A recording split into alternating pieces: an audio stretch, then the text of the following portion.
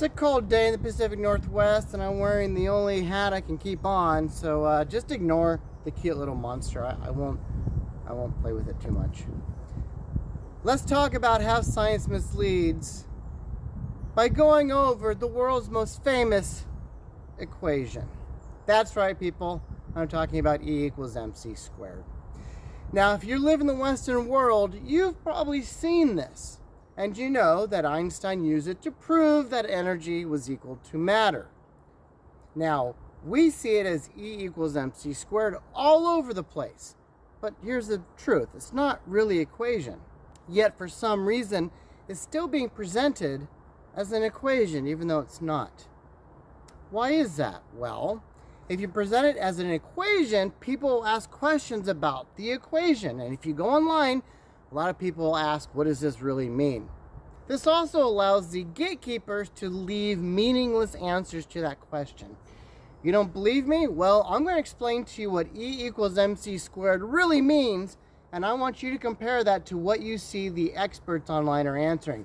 And you tell me which makes more sense. So let's begin. What does this mean? E equals MC squared. Well, let's break it down to the basics. This is telling you how much energy any specific type of matter has and its velocity in space. Sounds kind of confusing, right? Well, it's not. So if we look at E equals the number of photons per cubic meter space and their forward velocity and kinetic energy.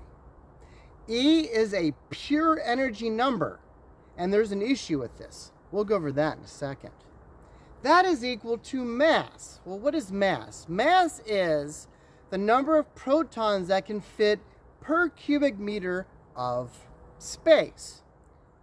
But it's not just protons, it's protons, neutrons, and electrons. Since we know how many protons, neutrons, and electrons are per cubic meter of space, that also tells us how many photons there are. Because again, every proton's the same, every neutron's the same, every electron has the same number of photons in it.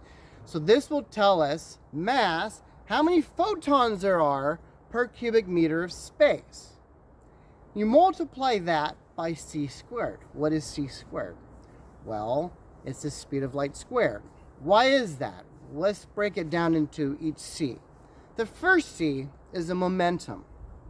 Now the momentum is how fast a photon is moving through space. Now, as we know, space is a liquid with vibrations and waves in it. It pushes photons at one speed. Why? Because space is uniform liquid and all waves move through a uniform liquid at the same speed.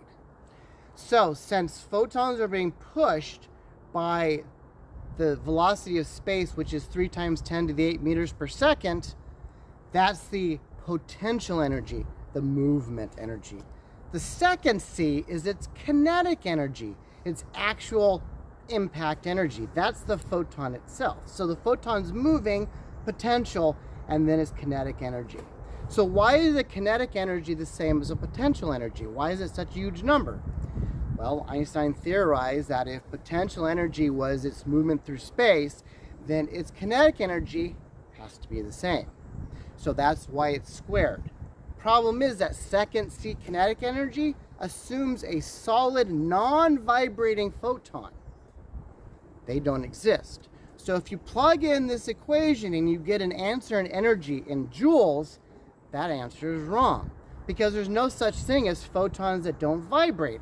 Every photon, because it's moving through space and hit by waves of space and it's moving, vibrates. Now, depending on how much is vibrating depends on how much energy it has. For example, cosmic rays, microwaves have a lot of energy because their vibration is low. So when they hit something, their impact energy is mostly this way, but a little bit this way, because it's a vector. If you have a if you have a radio wave, well, radio waves are much more bent. So when it impacts something, some of the energy goes that way, but a lot of it goes that way. That's why you can't heat up your food with radio waves, but microwaves, which have a lot lower bent, have a lot more energy, allows you to heat up your food. So, since pure energy doesn't exist, the answer you get with E is wrong, because that second C has to take into account how much kinetic energy is being used up by the vibration of the photon itself. So if we look at that equation again, it says the number of photons per cubic meter of space moving forward is equal to the number of photons per cubic space times their speed and momentum. That's all it says. It just says energy equals mass, and you multiply how fast they're going by the momentum of the photon. So the question is, why is this equation that doesn't really work so famous when the description behind it, if you go online and look, is so poor? Again, misdirection. If people focus on asking the question, what does this mean, as opposed to how can we use this, that's what the elites want. The other reason E is wrong is because the M in MC squared is matter, and that encompasses protons, photons, and electrons. So when you plug in the equation, it's going to give you the total energy of the system. But here's the thing, even in a nuclear weapon, even in Hiroshima, the energy released was just electron energy and protons that were pushed out. But none of the protons popped, none of the neutrons popped, they just emitted electromagnetic electron energy. So the equation's useless because it's only giving you a tiny part of all the potential energy in the system.